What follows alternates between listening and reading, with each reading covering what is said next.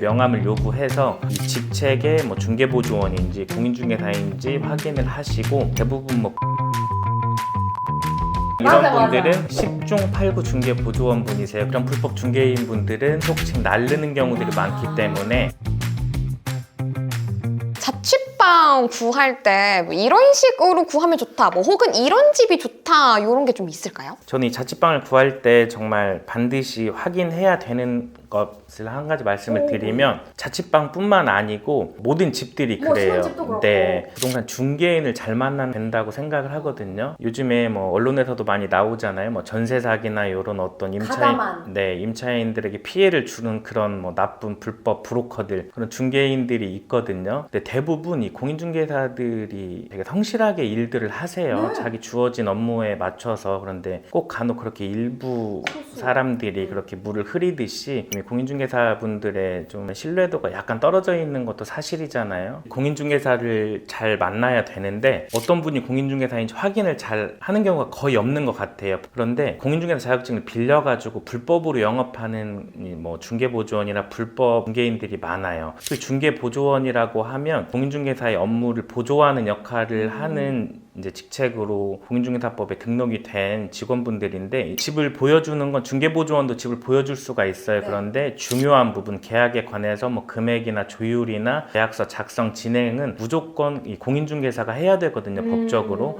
그런데 이 자격증을 빌려다 놓고 중개보조원들이 그 사무실을 운영하는 경우들이 많아요. 이게 불법 중개업소예요. 공인중개사인 것처럼. 네, 그렇게 하는 중개업소들을 확인을 해야 되거든요. 명함을 요구해서 이 직책의 중개보조원인지 공인중개사인지 확인을 하시고, 대부분 부장, 팀장, 이사, 실장 이런 분들은 알 수 없게 10중 8구 중개보조원 분이세요. 그런 불법 중개인 분들은 단기간에 많은 계약을 체결을 해서 수수료를 많이 받고 한탕 해먹고 속칭 날르는 경우들이 많기 때문에 불법으로 일하는 중개보조원 분들을 꼭 걸러내셔야 돼요. 먹튀를 하는 거네요. 네, 공인중개사를 구별할 수 있는 방법은 요즘에 모바일이나 인터넷으로도 확인이 가능하거든요.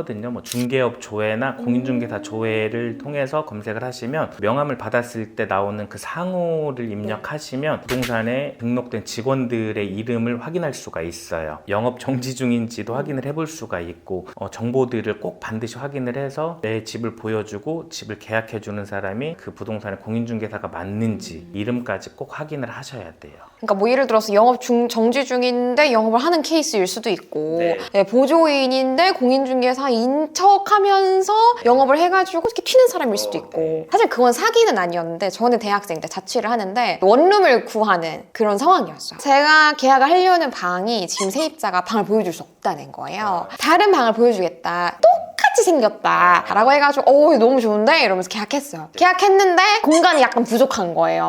그러니까 사기까지는 아니었지만 사실은 그렇죠. 그 공인중개사분들이 약간 비양심적으로 영업하신 거잖아요. 진짜 그 한두 분이 물을 흐린다는 말이 맞는 게, 그런 분한테 이제 한두 번 당하고 나면은 공인중개사 놈들 이렇게 돼버리니까. 정말 대부분의 공인중개사 분들이 정말 열심히 성실하게 하세요. 근데 꼭 그렇게 한두 분이 TV에 나와서 안 좋은 일로 나오다 보니까 저희도 정말 씁쓸할 때가 많습니다. 진짜 씁쓸하네요. 그러면은 반대로 이런 집은 오히려 피해야 된다, 이런 집은 선택하지 마라, 이런 기준은 좀 혹시 있을까요? 일반적으로 시설물의 상태 같은 것도 중요하잖아요. 자취방이나 이런 것들을 확인할 때 제가 봤을 때는 집에 일단 냄새 같은 거 있잖아요. 이런 것들은 쉽게 안 없어져요. 그래서 한번 들어가서 페브리즈도 좀 뿌리고 여러 가지 문도 열어놓고 해도 사실 다시 냄새는 나게 되고, 그 기간 동안 임차인으로 사는 동안 그 스트레스는 고스란히 임차인이 짊어지게 되니까 이 집에 들어갔을 때 냄새는 나는지 이런 것부터 꼭 확인하시고, 벽면 위쪽에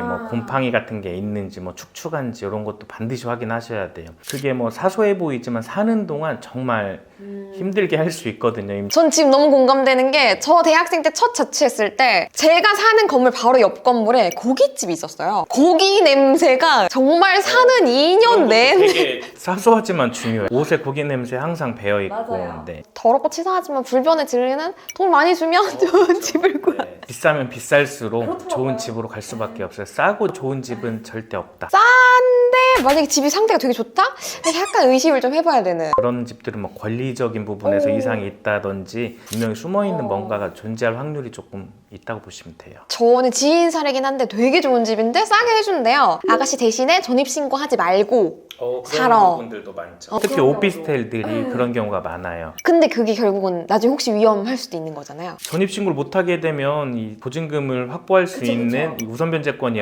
안 되잖아요. 대항력도 없고. 그래서 보통 이 오피스텔에 입주를 할 때 보증금을 지키기 위해서는 전세권 설정을 하시는 게 좋은 방법이죠. 혹시 이제 부동산 계약을 처음 앞두고 계신 분들 혹은 어떻게 해야 될지 모르겠다 하시는 분들에게 도움되는 한마디 해주신다면 좀 어떤 게 있을까요? 이 부동산 계약이라고 하면 이렇게 생각하실 거예요. 뭐 부동산 사무실에 가서 공인중개사가 알아서 계약을 해주겠지. 물론 맞죠. 그렇게 공인중개사를 신뢰하고 계약을 체결하는 경우가 대부분인데 요즘처럼 이런 뭐 전세 사기나 이런 게 정말 많이 발생을 하기 때문에 대한민국에서 살아남으려면 제가 봤을 때는 부동산 지식은 어느 정도 있어야 된다라고 봐요. 제가 이 전세 사기 피해자분들을 많이 만나봤는데 그분들이 정말 그 분야에선 똑똑하신 분들이세요. 좋은 대학 나오셔서 좋은 곳에 취업해 계신 분들도 계시고 정말 각계 분야에서 열심히 일을 하고 계신 분들이 이런 전세 사기를 당하거든요. 그렇기 때문에 나는 아니겠지라는 뭐 그런 아니란 생각은 하지 마시고 우리나라에서 잘 살아남으려면 부동산 지식은 반드시 있어야 된다라고 생각을 합니다. 정말 안타깝지만